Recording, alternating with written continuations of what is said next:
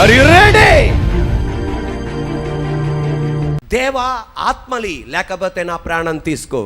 మీకు తెలుసా ఇది రాహేలు ఏమని ప్రార్థన చేసిందంటే ఆదికాండం 30:1 భర్తతో ఏమందంటే నాకు పిల్లల్నిస్తావా లేకపోతే మరణించమంటావా, నాకు పిల్లల్నిస్తావా లేకపోతే మరణించమంటావా అని భర్తతో అడిగింది.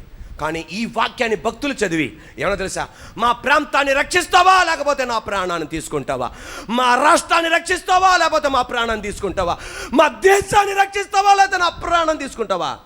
జాన్ నాక్స్ అన్న భక్తుడు ఈ వాక్యాన్ని చదివి ఏమన్నదంటే, give me Scotland or let me die. Scotland దేశం నాకు ఇవ్వు లేకపోతే నా ప్రాణం తీసుకో.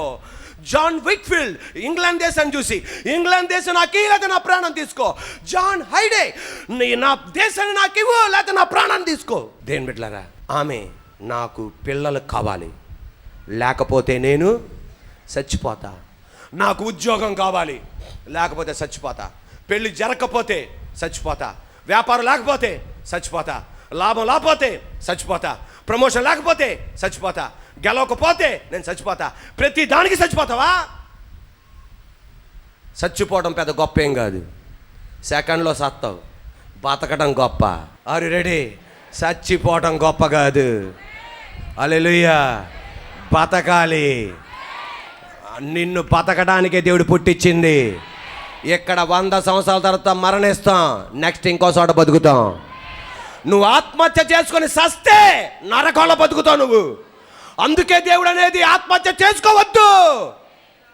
నువ్వు ఒక్కసారి పుట్టావంటే ఇక ఎన్నడూ నీకు మరణం లేదు. ఇక్కడ మరణిస్తే యేసయ్యని నమ్ముకుంటే స్వర్గం, ఆత్మహత్య చేసుకొని మరణిస్తే నరకం. అక్కడ అగ్ని చావదు, పురుగు చావదు, అక్కడికి వెళ్ళాల్సి వస్తుంది. అందువలన నువ్వు బతకాలి. గట్టి చెప్పండి, బతకాలి. పిల్లలు లేకపోయినా బతకాలి, ఉద్యోగం లేకపోయినా బతకాలి, సొంతిల్లు లేకపోయినా బతకాలి, పెళ్ళి కాకపోయినా బతకాలి. పెళ్ళైన వాళ్ళందరినీ అడగండి ఎంత ఘనకార్యం చేస్తున్నారు అని. హల్లెలూయా. అందువలన పెళ్ళి అవ్వలేదని ఎవ్వరో చెప్పండి సావద్దు. పాపం పెళ్ళైన వాళ్ళే చెప్తున్నారు ఆ మాట. పాపం ఏం బాధపడకండి ఆంటీ గారు మీరు. Are you ready? ఆమేన్. పెళ్ళి అవ్వలేదని సావద్దు.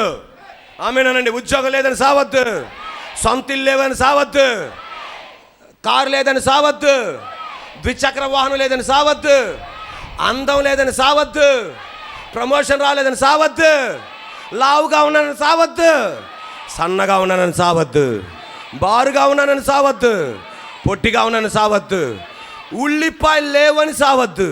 మాంసం కూర వండేటప్పుడు ఉల్లిపాయ లేదంట, చీపతుకు సత్తానంటుందావా. ఉల్లిపాయ లేకపోతే చచ్చిపోతావా? బతకాలి. దేవుడు నిన్ను ఎలా నడిపిస్తాడో నువ్వు చూడాలి. ఒక పాంప్లెట్ రాయాలి నువ్వు. అవసరమైతే నీ పెద్ద స్టోరీ అయితే ఒక పుస్తకం రాయాలి నువ్వు. కొంతమంది అమ్మలకు నువ్వు ప్రోత్సాహకరంగా ఉండాలా, కొంతమంది నాన్నలకు నువ్వు ప్రోత్సాహకరంగా ఉండాలా, కొంతమంది యవనస్తులు నువ్వు ప్రోత్సాహకరంగా ఉండాలా. షమ్రోను పట్టణంలో మిక్కిలి కరువు. మన పట్టణానికి చుట్టూ గోడ లేదు. ఆ కాలంలో ప్రతి పట్టణానికి చుట్టూ గోడ ఉంటుంది. ఆ గోడ దానికి ఒక మెయిన్ గేట్ ఉంటుంది. ఆ మెయిన్ గేట్ ఏనుగులతో తెరుస్తారు, ఏనుగులతో క్లోజ్ చేస్తారు. అటువంటి షమ్రోన్ పట్టణాన్ని సిరియా పట్టణం వాళ్ళు వచ్చి మొత్తం ముట్టడి వేసి లోనోళ్ళు బయటికి రాకుండా, బయట వాళ్ళు లోనకి రాకుండా స్టక్ చేసి పడేశాడు. తద్వారా లోపల ఉన్న ఆహారం అయిపోయింది, నీళ్లు సౌకర్యాలు ఆగిపోయినాయి, ఇంట్లో ఉండే తిను పదార్థాలు రావట్లా. తద్వారా వాళ్ళకి కరువు ఎక్కువైపోయింది. ఆ కరువులో ఎటువంటి కరువు అంటే ఫస్ట్ ఆహారం లేకుండా అయిపోయింది, తర్వాత జంతువుల కళేబరాలు తింటున్నారు, తర్వాత జంతువుల పేడ తింటున్నారు, పావురపు రెట్ట తింటున్నారు, గాడిద తల తింటున్నారు. ఆ కరువు తట్టుకోలేక సొంత పిల్లల్ని ఉడకబెట్టుకొని తింటున్నారు.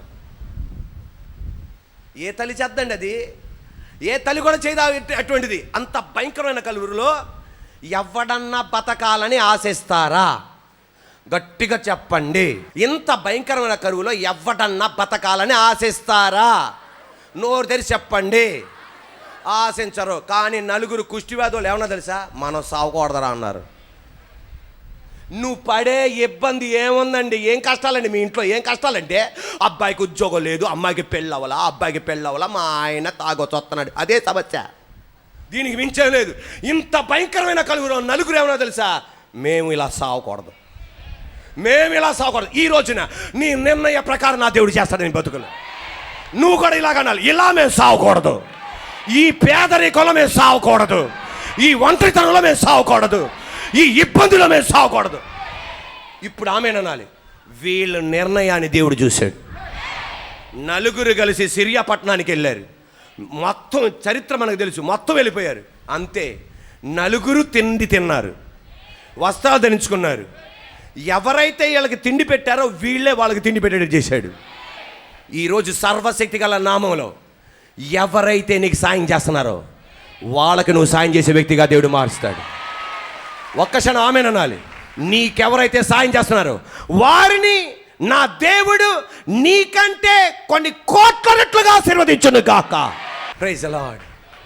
12 సంవత్సరాల రక్తస్రావం కలిగిన స్త్రీ, డాక్టర్ గారు అన్నారు చచ్చిపోతామని, పిల్లలు అన్నారు చచ్చిపోతామని, భర్త అన్నాడు చచ్చిపోతామని. ఎవరికన్నా ఇంత ఆస్తులు అమ్మేశారు, బిల్డింగ్లు అమ్మేశారు, పొలాలు అమ్మేశారు. ఎవరి కోసం? ఈ తల్లి కోసం. భర్త అంటాడు మొత్తం పోయినాయే. పిల్లలు అంటారు అమ్మా మొత్తం ఉడిచేసావే, నువ్వు బతకవో మమ్మల్ని బతకనేవో. ఎవరికన్నా ఆశ ఉంటుందండి బతకాలని? చెప్పండి. కానీ ఏమేంటి తెలుసా, నేను బతకాలి.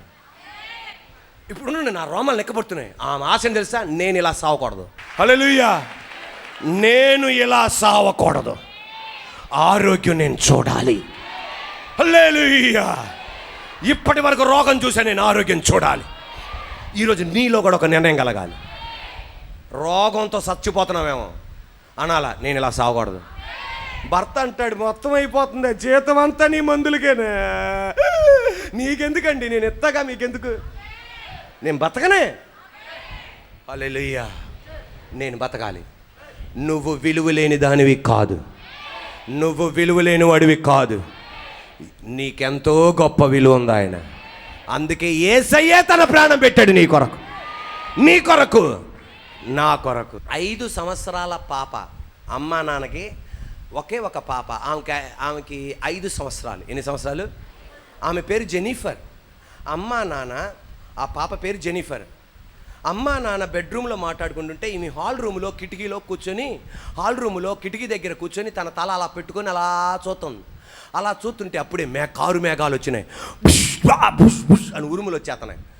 ఆ ఉరుములు లైటింగ్లు ఏదో కెమెరా ఫ్లాష్ కొట్టినట్టుగా ఛాక్ ఛాక్ అని వస్తుంది. అంటే డాడీ మమ్మీ వచ్చి, ఏంటమ్మా ఉరుములకి మేము భయపడుతుంటే, ఆ వెలుక్కి మేము భయపడుతుంటే, ఆ లైటింగ్కి భయపడుతుంటే నువ్వేంటి కిటికీలో నుండి అలా చూస్తున్నావు? నాకు భయం లేదు మమ్మీ, దేవుడు నన్ను ఫోటో తీస్తున్నాడే. ఒరే, దేవుడు నిన్ను ఫోటో తీస్తున్నాడా? నేను అక్కడ లేనని నా ఫోటో అక్కడ పెట్టుకోవడానికి. ఈ రోజున నువ్వు నేను విలువ కలిగిన వ్యక్తులు. చచ్చిపోయేది ఉండదు. ఆమేనండి. బతుకుతామంతే. బతికి యెహోవా కార్యాలు చూడబోతున్నా. ఈ రోజున సర్వశక్తి గల దేవునితో మనం చెప్పేది, యేసయ్యా నేను చనిపోకూడదు, బ్రతికి బిడ్డల్ని చూడాలి, మేలు చూడాలి, ఘనత చూడాలి అన్న వాళ్ళు టక్మని లేచి నిలబడండి. యేసయ్యకి చెప్దాం. ఈ రోజున గర్భఫలం లేని వాళ్ళు మీ కుడి హస్తాలు పైకెత్తండి, మీ కొరకు ప్రార్థన చేస్తాను. మీ కుడి హస్తం ఆకాశం వైపు ఎత్తండి, మీ ఎడమ హస్తం మీ గర్భం మీద ఉంచండి. యేసయ్యకి చెప్పండి, యేసయ్యా పిల్లలు లేరని నా భార్యని నేను విడిచిపెట్టను. యేసయ్యా ఆమెని నేరం మోపను. యేసయ్యా భయపెట్టను. యేసయ్యా నేను నా భార్యతో, యేసయ్య నాతో ఉన్నాడు, యేసయ్య మనతో ఉన్నాడు, నేను నీతో ఉన్నా. యేసయ్యా అలా ధైర్యపరిచే భర్తగా నన్ను మార్చుదేవా. ఇప్పుడు అందరూ యేసయ్యా, యేసయ్యా నన్ను మీరు జ్ఞాపకం చేసుకున్నందుకు స్తోత్రం. వచ్చే సంవత్సరం యేసయ్యా ఒక బిడ్డతో నేను ఉంటున్నా. అవిశ్వాసంతో చెప్పండి, యేసయ్యా వచ్చే సంవత్సరం ఒక బిడ్డతో నేను ఆనందించాలి. యేసయ్యా తండ్రి, ఎవరైతే వాళ్ళకు ఎడమ హస్తం రాజ్య వాళ్ళ ఉదరం మీద ఉంచుకొని నాయన స్తుతిస్తున్నారో వాళ్ళకి స్తోత్రం చెల్లిస్తున్నానయ్యా, నీకు మహిమ చెల్లిస్తున్నానయ్యా, ఘనత నేను చెల్లిస్తున్నాను ప్రభువా.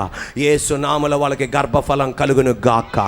దానికి ఆటంకం ఉన్నవన్నీ దూరపరిచి నజరేయుడైన యేసు నామములో వచ్చే సంవత్సరం లోపల ఒక బాబుతోనూ పాపతోనూ వారు ఇక్కడ ఉండాలి రాజా. దేవా యేసు నామములో దీవింపబడును గాక. ఆమేన్.